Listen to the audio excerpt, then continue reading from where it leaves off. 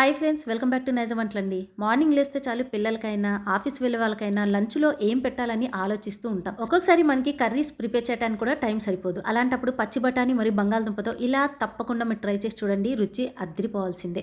ముందుగా అయితే నేను ప్యాన్లో ఆయిల్ యాడ్ చేసుకొని ముందు మనం బంగాళదుంపని తీసుకున్నాం కదా, దీన్ని ముక్కలుగా కట్ చేసి కొంచెం సాల్ట్ని యాడ్ చేసేసి మనం దీన్ని ముందుగా ఫ్రై చేసేసుకోవాలి. ముందుగా బంగాళదుంపని ఫ్రై చేయడం వల్ల తినేటప్పుడు ఎర్రగా చాలా క్రిస్పీగా ఉంటాయి, టేస్ట్ కూడా చాలా బాగుంటుంది. అలా కాకుండా ఒక్కొక్కసారి డైరెక్ట్గా పచ్చి బంగాళదుంపని యాడ్ చేసేసి మనం ప్రిపేర్ చేసామనుకోండి హడావుడిగా, అవి లోపల పచ్చిగా ఉంటాయి. సో ఇక్కడ చూడండి, కొంచెం కలర్ చేంజ్ అయ్యేంత వరకు మనం ఫ్రై చేసుకుంటే సరిపోతుంది. ఇప్పుడైతే నేను ఒక ప్లేట్లోకి తీసేస్తున్నాను. కాస్త బంగాళదుంపని పక్కన పెట్టేసి ఇప్పుడు అదే ఆయిల్లో నేను 1 టేబుల్ స్పూన్ జీలకర్రని యాడ్ చేస్తున్నాను. దీంతోపాటు ఆనియన్ వచ్చేసి సన్నగా తరిగిన ఆనియన్ని తీసుకోవాలి. కొంచెం మనం వీటిని కూడా ఫ్రై చేసేసుకోవాలి. ఈ ఆనియన్ వచ్చేసి కొంచెం మనకి పచ్చివాసన పోవాలన్నమాట.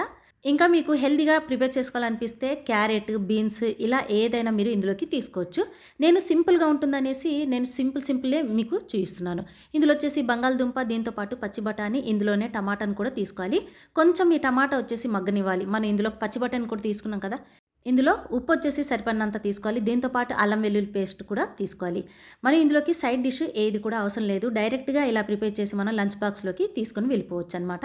సో రుచి మాత్రం చాలా బాగుంటుంది, డిఫరెంట్గా కూడా ఉంటుంది. సో చూడండి, ఇక్కడ కొంచెం మనం మగ్గిన తర్వాత ఇందులో పసుపు వచ్చేసి 1/2 టేబుల్ స్పూన్, 1 టేబుల్ స్పూన్ వరకు చిల్లీ పౌడర్ని తీసుకోవాలి. ఇంకా మీకు స్పైసీగా కావాలనుకుంటే పెప్పర్ పౌడర్ కూడా యాడ్ చేసుకోవచ్చు. ధనియాల పొడి వచ్చేసి 1 టేబుల్ స్పూన్ తీసుకోవాలి.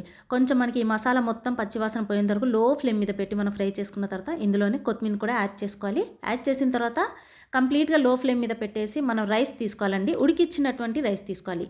మనకు అప్పటికప్పుడే తినడానికి బ్రేక్ఫాస్ట్ కావాలనుకుంటే మీకు మిగిలిపోయిన రైస్ ఉంటుంది కదా, దాంతో ప్రిపేర్ చేసుకోవచ్చు. అలా కాకుండా టిఫిన్ బాక్స్లోకి మనకి లంచ్లోకి కావాలనుకుంటే వేడి వేడి అన్నం ఉంటుంది కదా, దాన్ని కాస్త చల్లారిన తర్వాత తీసుకోండి.